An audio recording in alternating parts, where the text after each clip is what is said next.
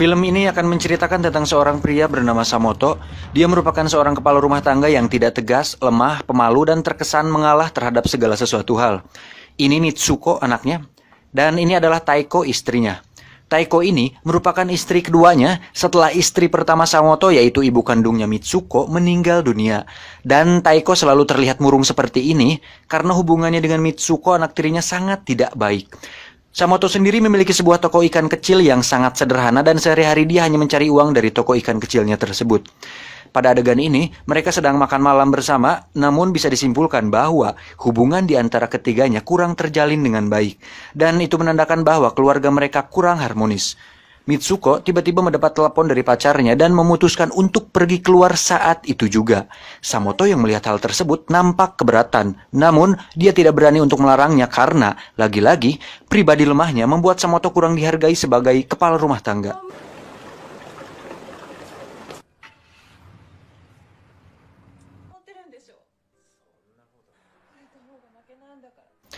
Selesai makan, Samoto ternyata sedang ingin melakukan pengencrotan, tetapi nampaknya Taiko menolak hal itu.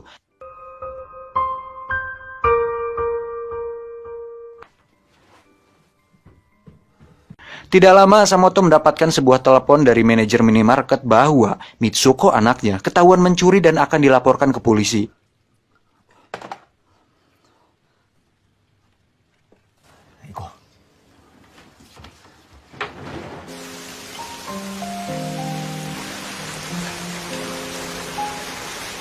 Tiba di sana, Samoto dan Taiko langsung meminta maaf dan memohon agar Pak Manajer tidak memperpanjang masalah ini ke polisi.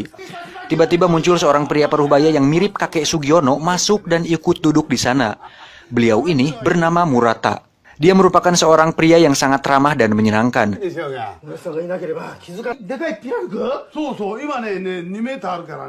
Murata yang adalah saksi pencurian yang dilakukan oleh Mitsuko memberi pengertian kepada Pak Manajer untuk tidak memperpanjang masalah ini. Alhasil, dengan karisma dan sikap menyenangkannya, Pak Manajer pun memaafkannya.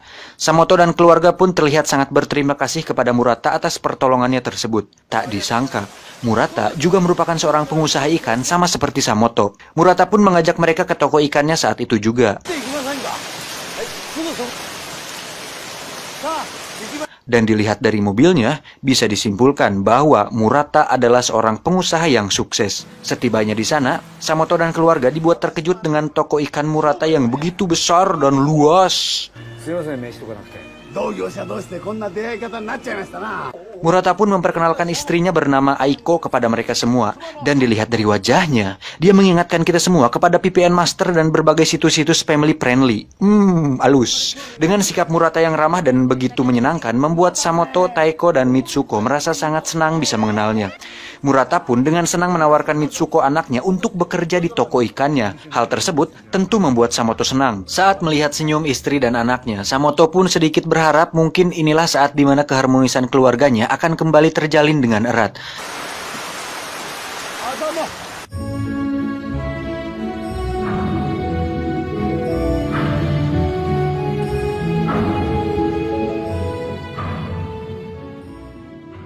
Esok harinya mereka kembali ke tempat Murata untuk mengantarkan anaknya Mitsuko bekerja di toko ikan milik Murata. Samoto pun izin pulang duluan karena harus mengurus toko ikannya tersebut. Taiko istrinya disuruh untuk menunggu di kantor karena ada hal yang perlu dibicarakan oleh Murata. Tak lama Murata pun muncul. Mereka mengobrol dan membicarakan tentang masalah keharmonisan keluarga yang dialami oleh Taiko. Bahwa Mitsuko tidak menyukai dirinya karena dirinya adalah ibu tiri. Dengan karisma yang dimilikinya, Murata mencoba memberi pengertian kepada Taiko untuk bersikap sabar dan tenang dalam menghadapi Mitsuko. Juga perlakukan Samoto suaminya dengan sikap yang lebih menyenangkan. Tak diduga, Murata mulai menunjukkan sifat aslinya di mana dia tiba-tiba meraba Taiko dan melakukan pengencrotan kasar kepada dirinya dengan tujuan untuk memberi sebuah bimbingan, dengan tujuan untuk memberinya sebuah bimbingan agar Taiko bisa lebih bersikap baik dan menyenangkan kepada suaminya Samoto. Dan yang menganjingkannya adalah Taiko hanya diam saja saat diperlakukan seperti itu. Dan terjadilah.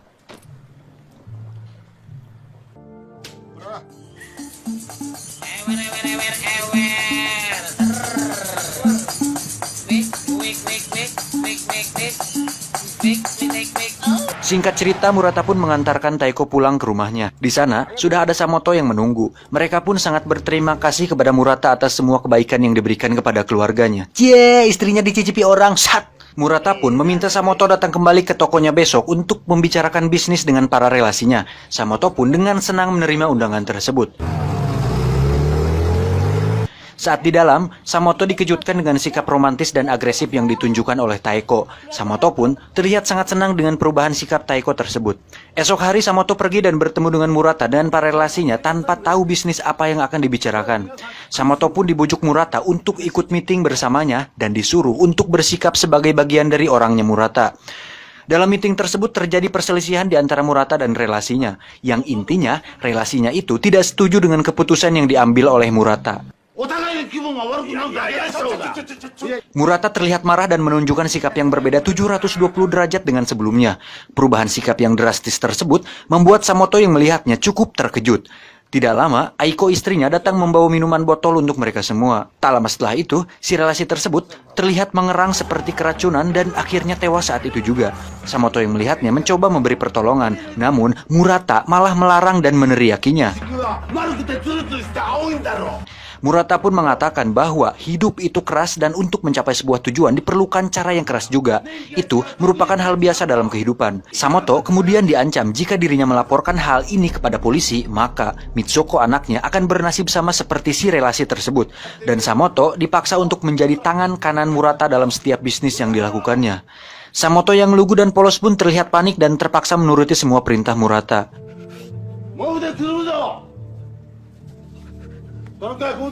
Tugas pertamanya adalah membantu Murata dan Aiko untuk membawa mayat orang tersebut ke dalam mobil untuk dibawa ke sebuah rumah rahasia mereka di tengah hutan. Oke, sampai di sini mari saya jelaskan.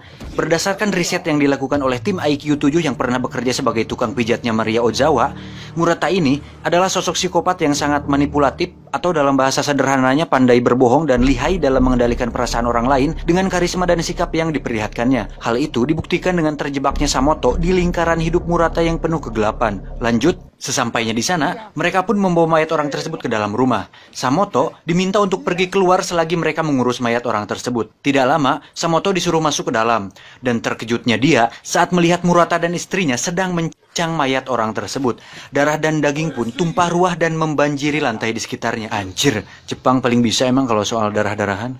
Mereka berdua pun tertawa sambil menjahili Samoto yang terlihat mual karena melihat darah dan daging yang sudah tercincang tersebut. Selesai dengan itu, Murata pun membuang potongan daging tersebut ke dalam sungai. Sepulangnya dari sana, Samoto langsung pulang ke rumah dan mendapati istrinya sedang mandi.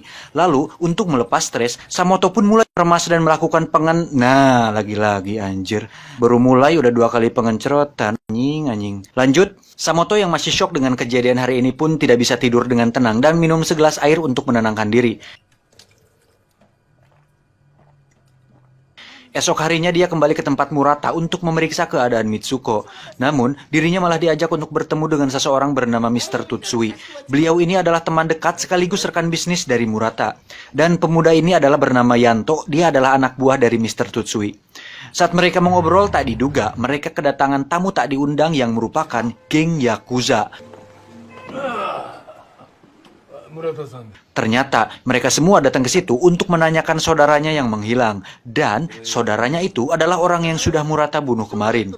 Di sini kita bisa melihat bagaimana cara psikopat menyelesaikan masalahnya. Murata dan Aiko yang sama-sama psikopat dengan lihainya berpura-pura seolah tidak tahu mengenai hal itu.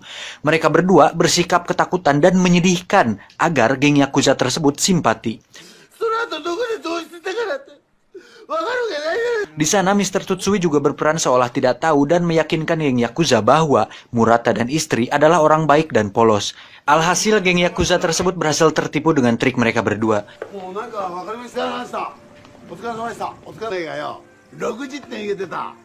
Setelah itu Mr. Tutsui pun naik mobil untuk pulang. Tak diduga, ternyata istrinya Murata pun ikut masuk ke dalam mobil bersama Mr. Tutsui. Samoto yang melihat hal itu semakin dibuat tidak habis pikir dengan situasi ini. Tidak lama, seorang polisi pun mendatangi Samoto dan menanyakan perihal Murata yang sudah lama dicurigai menjadi penyebab hilangnya beberapa orang yang pernah bekerja dengannya. Namun dengan terpaksa, Samoto tidak memberi keterangan lengkap karena khawatir dengan keselamatan anak dan istrinya. Di sisi lain, Mr. Tutsui dan Aiko sampai di rumahnya untuk bersenang-senang.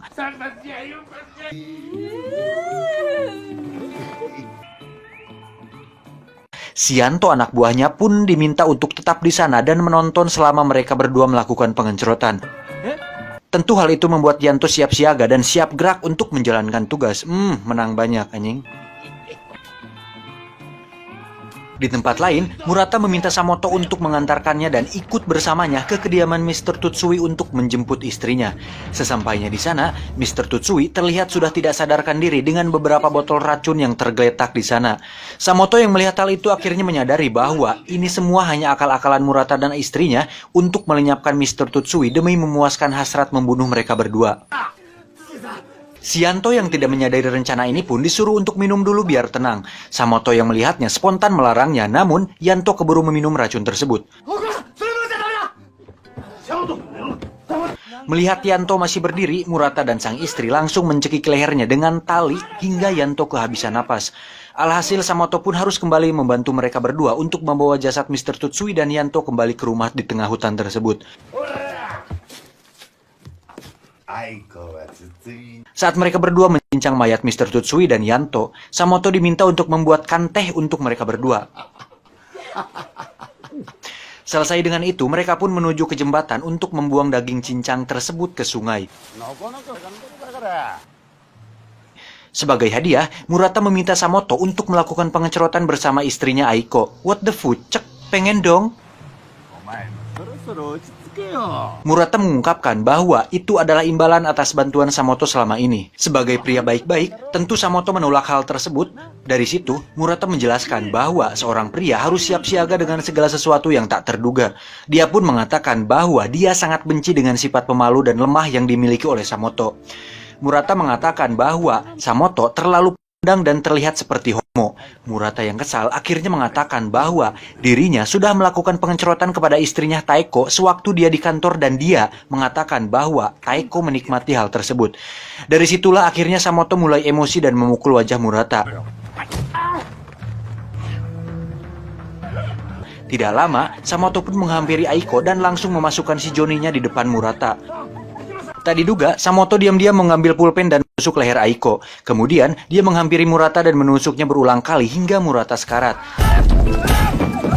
Dan anehnya, Aiko malah tertawa melihat hal tersebut. Dan bisa disimpulkan bahwa selain doyan membunuh, Aiko juga memiliki kelainan di mana dia akan merasa sangat senang saat merasakan sakit dan melihat orang lain kesakitan. Sungguh membagongkan, bukan? Setelah itu, mereka kembali ke rumah di hutan tersebut. Kemudian, Samoto meminta Aiko untuk mencincang tubuh Murata seperti dia mencincang para korbannya. Samoto mengatakan jika sekarang dirinya adalah Murata yang baru dan Aiko adalah istrinya. Itu berarti Aiko harus menuruti semua perintahnya. Entah karena alasan apa, Aiko pun menurut begitu saja. Tapi, setelah dilakukan riset oleh tim IQ7, Aiko menurut begitu saja karena melihat sosok Samoto yang berpotensi lebih sadis dari Murata dan karena Murata sudah tidak ada, Aiko yang memiliki sifat melayani menganggap Samoto sebagai tuan baru baginya. Samoto kemudian pergi dari sana dan menuju ke toko ikan Murata untuk membawa anaknya Mitsuko pulang ke rumahnya. Dan kita bisa lihat sikap Samoto yang berubah menjadi kasar dan galak kepada Mitsuko. Tiba di rumah, Samoto menyuruh istrinya memasak untuk makan bersama. Dari sini bisa disimpulkan bahwa Samoto sudah muak dengan semuanya dan mulai berontak dengan cara memaksa mereka melakukan keinginannya. Dan yang diinginkan Samoto adalah hanya ingin memiliki keluarga yang harmonis dengan makan malam bersama yang hangat dan bahagia. Namun dengan semua yang telah dilaluinya, sepertinya keinginannya tidak bisa terwujud karena segala sesuatu hal tidak bisa dipaksakan sesuai keinginannya. Samoto lalu memutuskan kembali ke rumah hutan tersebut dan di tengah perjalanan dia menelpon polisi yang mendatanginya waktu itu. Tiba di sana, Samoto langsung membunuh Aiko kemudian duduk di kursi dengan darah di sekujur tubuhnya. Tidak lama, polisi pun datang dan ternyata istri dan anaknya pun ikut di mobil tersebut. Taeko kemudian menghampiri Samoto untuk memeluknya. Namun, ternyata sudah ada pisau di tangannya. Alhasil, Aiko pun tewas.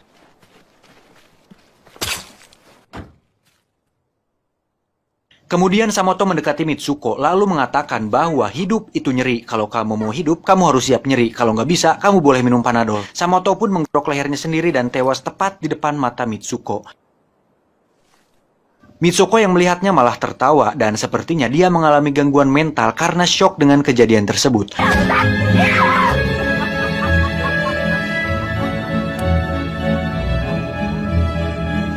Tamat. Ending yang sangat... udahlah. Wah, ngantuk. Untuk sesi penjelasannya kalian bisa follow Instagram saya, nanti akan dijelaskan secara lengkap di sana. Jangan lupa subscribe, like, komen, dan share agar saya dapat uang dari AdSense untuk mengganti biaya kopi dan rokok selama saya ngedit video ini. Salam pengangguran Indonesia. Ora, kenje, makasih. Ora. Mario Jawa, Jule Opai, Amerika Chinose, Aneo kita, hentai.